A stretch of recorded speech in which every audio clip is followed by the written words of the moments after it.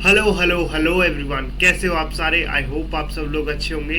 तो मेरा नाम है साहिल और मैं आपका स्वागत करता हूं मेरे इस यूट्यूब चैनल पर जहां पर हम एनिमे रिलेटेड डिस्कशंस करते हैं। मैं तुम्हें एक बात बताना चाहूंगा। अभी कुछ ही टाइम पहले मैंने एक एनिमे देखा, टैलेंटलेस नाना, और स्टार्टिंग में मुझे इस सिनेरियो देखकर ऐसा लगा कि it's going to be another school anime जहां पर सुपर पावर्स होंगे, थोड़ी माई हीरो एकेडेमिया जैसी वाइब होगी। लेकिन मैं बिल्कुल गलत था। जितना कुछ भी मैंने इस शो के बारे में सोचा था, इसने वो सब कुछ फ्लिप कर दिया। कोई भी ओवर पावर्ड कैरेक्टर्स नहीं, कोई भी ओवर पावर सुपर पावर्स नहीं, कोई भी ऐसी तड़कती भड़कती स्टोरी नहीं, जस्ट प्योर राइटिंग। और इस राइटिंग के दम पर मैं इसको आखिरी तक देखता रहा। इसीलिए आज मैं बात करने वाला हूँ टैलेंटलेस नाना की, एक मोस्ट अंडररेटेड साइकोलॉजिकल एनिमे जो हो सकता है तुम्हें अच्छा लगे। एंड डोंट वरी, मैं इस रिव्यू के अंदर कोई भी स्पॉयलर्स नहीं देने वाला। टैलेंटलेस नाना की स्टोरी एक स्कूल पर सेट होती है जो एक रिमोट आइलैंड पर है, जहां पर बहुत सारे बच्चे रहते हैं जिनके पास सुपर पावर्स होती है। वो लोग यहाँ पर ट्रेन करते हैं ताकि वो ह्यूमैनिटी के जितने भी एनिमीज हैं उनसे लड़ सके। तुमने ऐसा सेटअप और भी एनिमेज के अंदर देखा होगा, बट जो चीज इस एनिमे को डिफरेंट बनाती है वो ये कि ये बहुत जल्दी अपने टोन को शिफ्ट कर लेता है। यह एनिमे शुरू तो होता है सुपर हीरो और स्लाइस ऑफ लाइफ के कॉन्सेप्ट को लेकर, लेकिन तुम्हें बहुत जल्दी समझ आता है कि यह एनिमे वो बिल्कुल भी नहीं है जो तुमने सोचा था। यह एनिमे इस बारे में नहीं है कि किसके पास कौन सी सुपर पावर है और कौन कितना ज्यादा स्ट्रांग है। यह एनिमे इस बारे में है कि एक रूम के अंदर कौन सबसे ज्यादा स्मार्ट है और कौन है जो चीजें छुपाने में बहुत ही ज्यादा तेज है। Now let's talk about the main character जिसका नाम है नाना। अब ये लड़की हमारे टिपिकल एनिमे लीड्स की तरह बिल्कुल नहीं है। वो फ्रेंडली लगती है, बबली लगती है, हार्मलेस लगती है, but she is much more than that. तुम पूरी एनिमे सीरीज में इसे देखकर यही सोचोगे कि आखिर ये करना क्या चाहती है। ना उसके पास कोई तड़कती भड़कती पावर है, but she is extremely sharp. जब भी तुम उसे प्रेशर के अंदर आकर कोई भी चीज फिगर आउट करते देखोगे, I think that's the best part of the show. She is one of the most unique leads जो मैंने बहुत टाइम बाद देखी है। अब इस एनिमे की वाइब और इसकी टोन शिफ्ट की बात करें तो talentless Nana is not a super hero anime, it's a psychological thrill in disguise. Fighting के अलावा तुम्हें इस एनिमे में मिलेंगे बहुत सारे टेंस मूवमेंट्स और बहुत सारे सीक्रेट्स। हर एक एपिसोड के अंदर तुम्हें ट्विस्ट देखने को मिलेगा और हर एक कैरेक्टर को देखकर तुम्हें ये लगेगा कि ये कुछ ना कुछ छुपा रहा है शायद। इट्स जस्ट लाइक जैसे डेथ नोट के अंदर लाइट यागामी को बहुत ज्यादा कोशिश करनी पड़ जाए किसी चीज को करने में।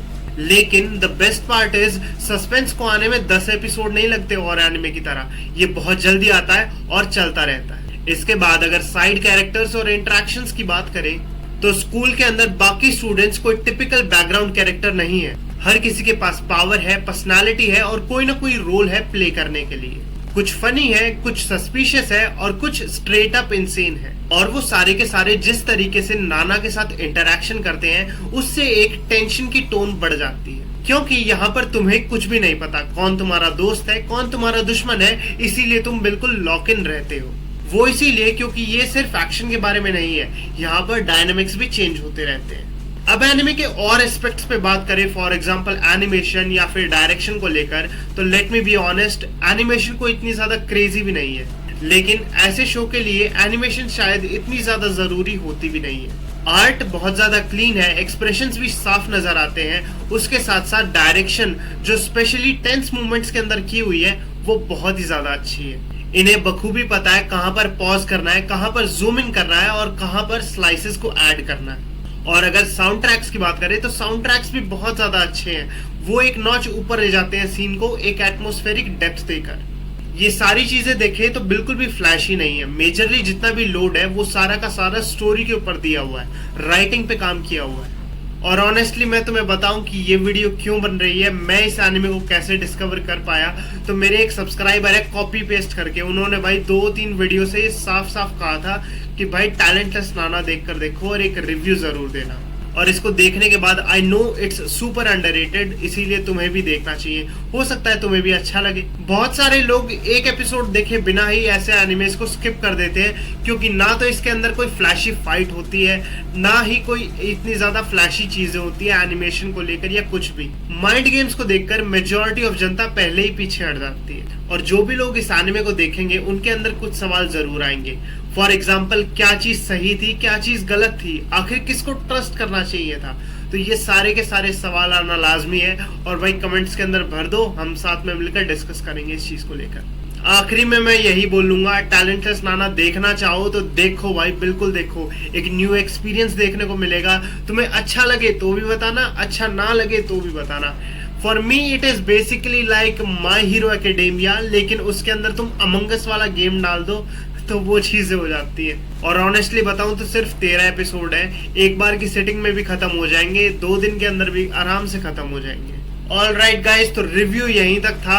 अब तुम देखना, तुम इस एनिमे को जैसे भी देखो, कमेंट जरूर भर देना कि तुमने कहाँ तक वीडियो देखी है और तुम कितना ज्यादा पसंद कर रहे हो इस कंटेंट को लेकर, और क्या चीज तुम आगे चाहते हो। उसके साथ साथ मैं चाहूंगा यार तुम मुझे और भी बहुत सारे सजेशंस दो जिन पर मैं एक लॉन्ग टर्म वीडियो बना सकूं, ताकि हम एक पर्टिकुलर डे सेट कर लें और उसमें वीडियोस आती रहे। बाकी अभी के लिए इतना ही था, मैं मिलता हूं तुमसे नेक्स्ट वीडियो में। Until then like share subscribe सब कर देना, और मैं अपने सोशल मीडिया हैंडल्स भी डाल दूंगा, वहां पर मैं यूट्यूब से ज्यादा ही पोस्ट करता हूं, तो वहां पे मिलना चाहो वहां पे मिल लेना। ऑलराइट गाइस, तो मिलते हैं नेक्स्ट वीडियो में। Until then this side Sahil signing off. Thank you so much.